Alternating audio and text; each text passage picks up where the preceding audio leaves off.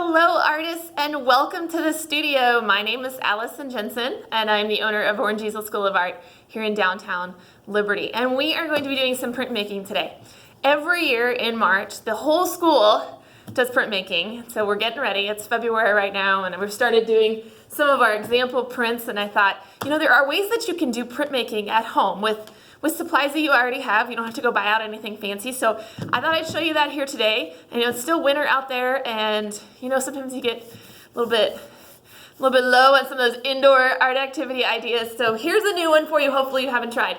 We're going to do monotyping because there's different types of prints, different types of printmaking techniques. You can do block prints, which is something like a stamp or a woodcut or a linoleum, or we even use styrofoam here in the studio. And that's the type of print that you can make multiple impressions of.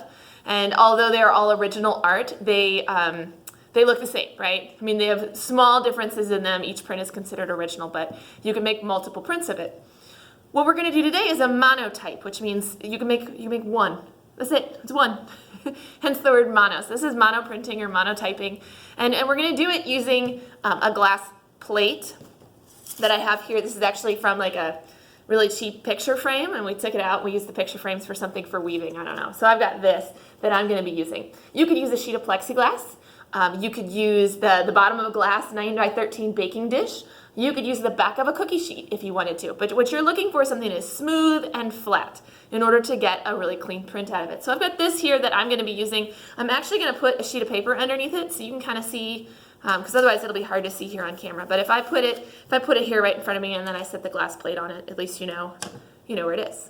Okay. In the art studio, a lot of times when we do monotyping, we actually use a gelatin plate, it's a synthetic gelatin, but it's by Jelly Arts. You can get them on Amazon, and we are writing a blog post about this that'll have this video in it. So if you've made it to the blog post, there's a link in there on where to get those jelly plates. They are not cheap, but they do last a long time. They're fairly durable, and you can just add it to your art supply box, okay?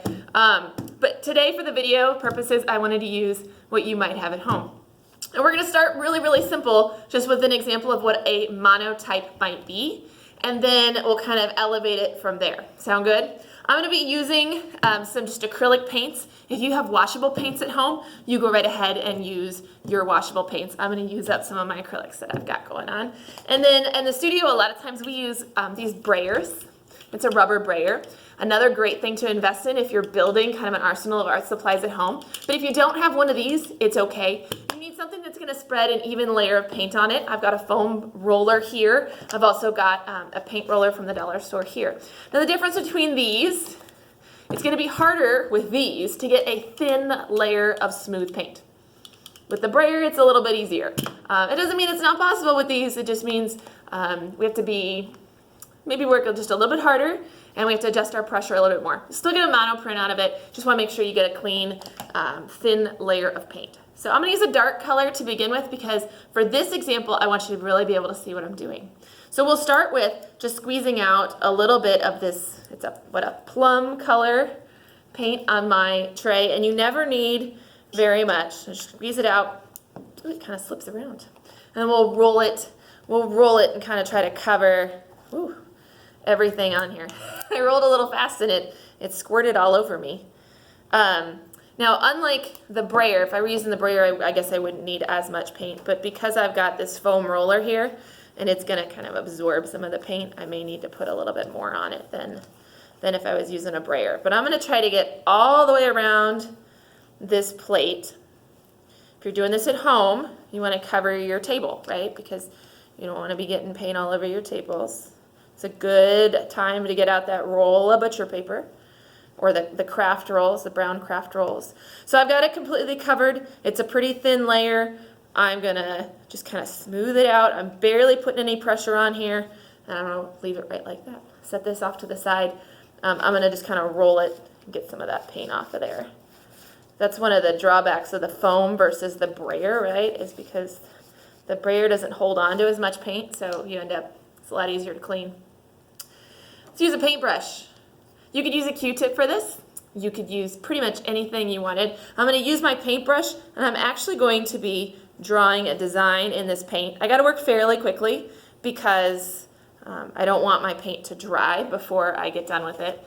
got some paper towels because my brush actually lifts off some of the paint as I work.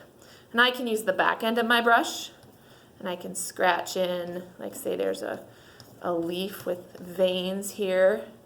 Same with this one.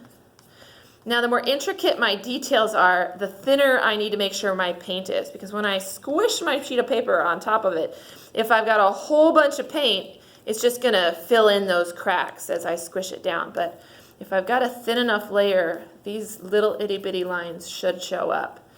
So let's go ahead and just do a couple more details. And you might be thinking, well, Allison, why can't you just paint this right on paper, especially if you're only gonna get one print out of it?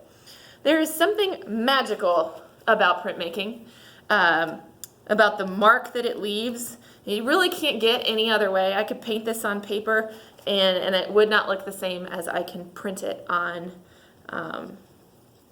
a piece of paper. So even though I'm only gonna make one, it's totally worth the printing process. All right, so we'll go ahead and we'll call that good for now. Simple monotype print. So down goes the paper right on top. I'm just gonna use my hands.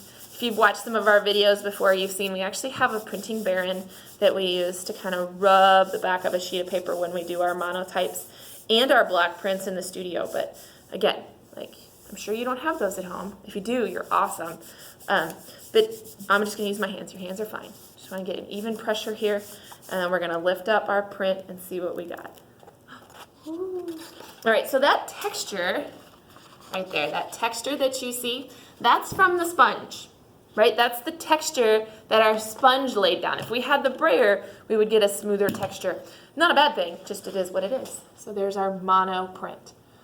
All right, can't do it again. If we do another one on here, we'll use another sheet of paper. If we do another one on here, we may pick up a little bit more paint off of this. It would be something we call a ghost print. So this would be a ghost print. Not much there. Whew. Sometimes you get a little bit more than that. Sometimes not. All right, so let's do something kind of fun on here. Let's do some layering, shall we? All right, so I'm gonna switch to some blue. We'll do our first layer in blue. One of the really fun things that I like to do with this type of printing is mixing up different paint colors. So if I do a little bit of blue and a little bit of white, and I've still got purple on my roller, so, and that's okay. I'm all right with that. And I'm gonna roll this out, but I'm not gonna crisscross it and go the other direction. I'm gonna stay going this way. And we're gonna end up with not only the pattern from the sponge, but also kind of this. Whoops, got that in the way, don't I? Sorry about that. But also this kind of odd mixture of these colors. It's a striped pattern because I haven't really mixed them together. There's also spots on here that have a little bit more paint and spots that have a little bit less paint. This is a heavy duty paper as well that I'm using. This is I didn't put anything on there because this is gonna be the background for my print. This is where monotyping gets really fun because you can actually layer one print on top of another print on top of another print. Let's see, get it all rubbed around. Okay, so we've covered this with kind of a fun textured background. It looks kind of like drippy paint. That's very fun. It's good to have some wipes nearby if you want to wipe off your printing plate. Whoops. Next time I'm gonna tape this thing down. Our gelatin plates, you know, they kind of suction cup to the table, so they don't do that kind of moving. But this thing, boy, it just slides everywhere. All right, there we go. So we got that all cleaned off. We're gonna do another layer right on top of this sheet of paper. This is a good time to point out that my paper is a little bit bigger than my plate, which is really, really nice because I've got a handle. If your paper is inside your printing plate, then you're trying to dig it out and you get it all over your fingers. So it's nice to have it just a tad bit bigger so that you can work a little bit cleaner. All right, let's do something. I'm gonna show you how to put a texture on top of this, okay? We're gonna do it with hot pink. Because neon is in right now, you know? Like everybody loves neon.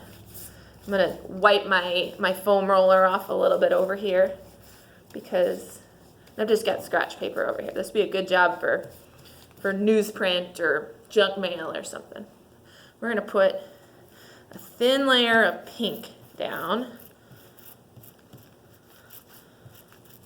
Go ahead and rub all this pink on here. All right, here's where it gets fun. We're going to put some stencils together. So watch what's about. Ooh, let's do one more color with this. What colors do I have? Do I have a yellow? Let's get a yellow. A neon yellow. Yes. A neon yellow. So let's put a stripe of yellow across here, just for fun. Make a stripe of. It's fun to have kind of a gradient effect. It's so effortless too. This is a great way to make sunsets. Make sunsets for our pictures this way. All right, I've got some stencils that we've just purchased at craft stores. So I'm going to put down my stencil right there. And then I've also got this right here. This is a funky ribbon that was donated to us. It's like flexible, like a mesh, but maybe also a little bit like it's made of aluminum, I think. So we're going to also put that down. I'm going to press it down as best I can, nice and flat. See if we can get it to stay flat. And then on goes the paper right on top, right? So anywhere that, and my paper's still a little bit wet, but I'm okay with that. See if I can get it lined up. Ish, kind of lined up. Right, so anywhere that my stencil is, the paint cannot get to my picture, right? Because it's kind of in between the paint and the paper. But anywhere that is exposed, we'll leave that pretty pink paint on there. So that's where we kind of get this layered effect. Did I mention you got to use a heavy-duty paper for this? Like cardstock or watercolor paper, because it will, with all the layers of paint, it will start to get pretty hard to take, right? Taking a lot of abuse here. I'm making sure I get all of these little areas pressed down. My stencil has a good amount of holes in it. I want to make sure that we fill those holes with paint. So let's pull it off and see what we got. Look at that. All right, let's stand up here to the camera. See my hole texture in there? That orange, that's where our paint got put. We pull this off, set it to the side. We don't usually wash these, as you can tell. And then let's grab another sheet. Brand new, clean sheet of paper. We're going to put it down. We're going to make the reverse of the print that we just made, right? Because we took off some of the paint, and when I took off the stencil, it left the reverse image. So we'll get this one printed. See? Not a fun print? More like a snakeskin print. We'll use that one later. All right. Let's do a different stencil. I'm gonna use my brayer here. Let's do a mask. I'll show you how to make a mask. So if I put this down, just some white, and let's pretend I want to keep most of this picture, but not all of it. So look how smooth my brayer rolls the paint down here. Very different from it's not an expensive thing. You can get them off Amazon. You get them at your art supply stores. I don't know if you can get them at Michael's. I don't think Michael's has printmaking stuff, or most Michael's don't. All right. I'm going to fold my paper here because it'll make cutting faster. Watch this. I'm going to cut some stripes. This is going to be very organic stripes, so there's going to be some bending and some waving, which I think is kind of fun. If not, I would go use the paper cutter. So we got some strips of paper. These are going to work like my stencils. If you don't have these fancy stencils, it's okay. We're going to lay it down. I should have used a different color so that way you could see them. But I'm going to lay them down on my plate, right on top of the paint. The paint's kind of helping it to stick. You could do the same thing with ribbons, if you had ribbons that you wanted to use, or even string, because that will also mask this. So put that one down. All right. Do you understand what's going to happen here? Everywhere that the paint is showing through the paper is going to leave a print on here, but then everywhere that it isn't, we're going to still be able to see the pattern underneath. Maybe some of you are thinking, like, why would you even want to do this? Because it's fun, because it's experimental, because it's process art. So if you have kids, this is so fun. What happens if I do this? And it's a different way of thinking. Now, as far as practical applications for monoprints, if you get really good at it, you can actually plan out the steps in your brain. You can get a really cool print. For me, it's usually just something playful. For our kids, it's usually something playful. These types of pictures, they make wonderful backgrounds for drawings and doodles. They make wonderful backgrounds for art journals and sketchbooks. If you want to cut them up and use them in a collage paper, they're awesome for that. Look at that. Isn't that cool? Now, I could have taken a paintbrush, right, and I could have painted white stripes across it. But it's not the same. It's not the same. Look at all those wonderful, you get when it's suctioned up. It's hard to see on the camera, but when it suctions up, you can get the texture that comes out of that paint from there. And you only get that with printmaking. All right, so I'm going to pull my strips off. I have a garbage can right next to me, so that's where they're going. Woo.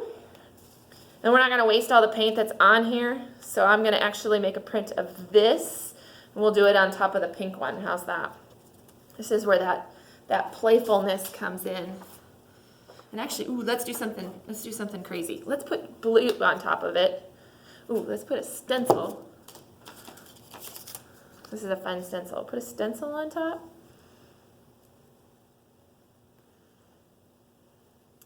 Grab my brayer. And then we're going to roll a little bit of this teal into the stencil. Right? And we can pull the stencil up. Same thing over here. Oops. I like printmaking because it's not perfect, you know? It's just kind of, especially for grown-ups, kind of gets us out of our own head. Here we go. Let's put this down and see what happens. So we've got kind of a ghost print from the white, right?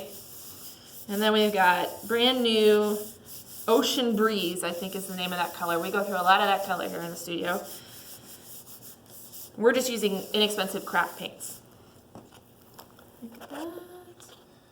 Isn't that fun? So there was a drop of paint there and that made that mark. Very cool. A little bit of white going on. I'm going to keep layering. I could wash this off if I wanted to, but I think we'll go one more layer before we wash it off. What else do I have going on over here?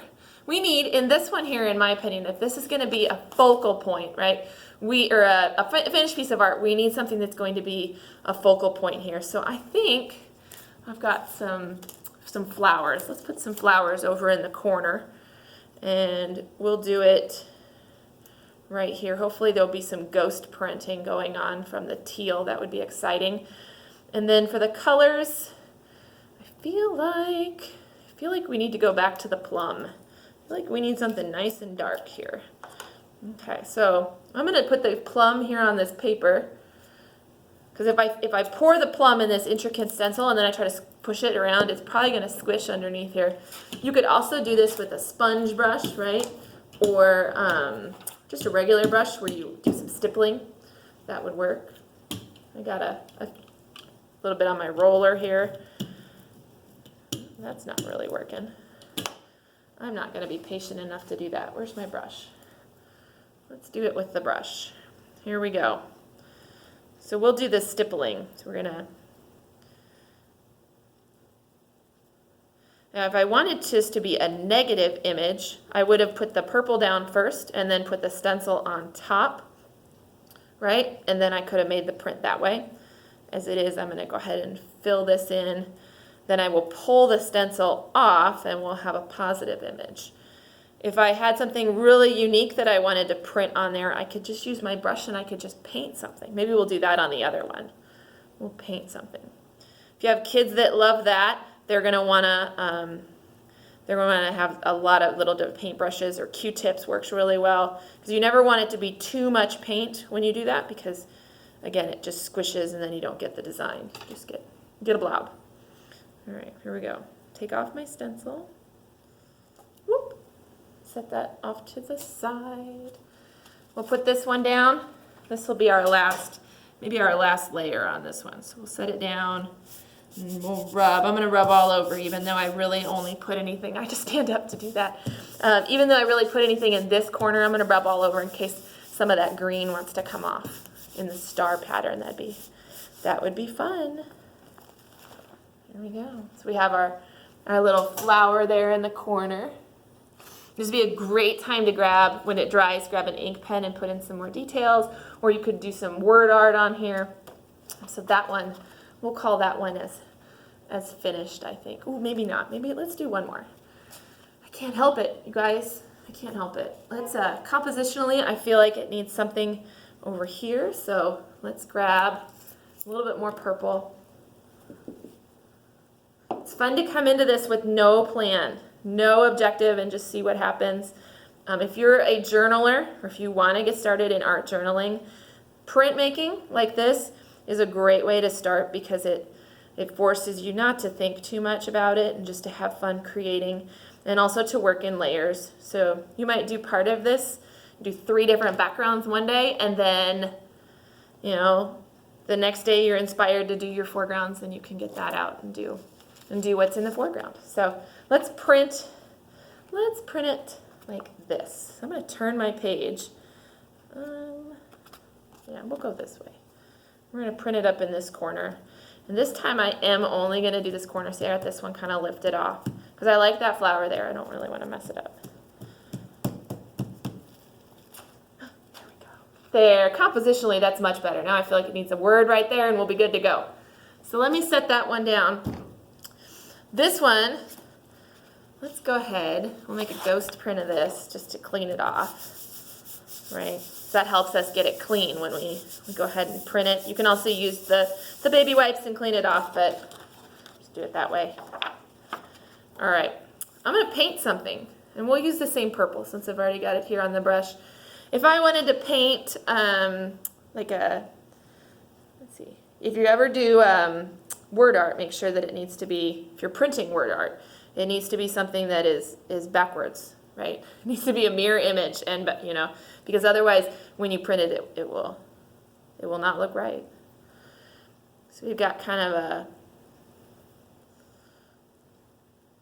flourish design going on here. Nothing fancy. It's a very playful art. This would be something I would do for a background in a journal and just have a good time with. You could also get out multiple colors, right? I'm going to do it in one. That right there is a little bit thick, so I'm going to go ahead and spread it out a little. If I leave it too thick, it'll squish to a blob when I do it. And I don't want that. I don't want it to be a blob. Push it down. Even pressure all the way around. You do have to work quick because you don't want your acrylic paints to dry. Not the paper acrylic paints, but the ones on the plate. That would be bad. Isn't that fun?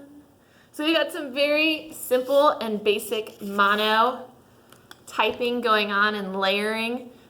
Like I said, this is fun for kids. It's very experimental. This is very much it lends itself to process, you guys, especially when you're learning, because you can't know what the product's going to be until you've tried it.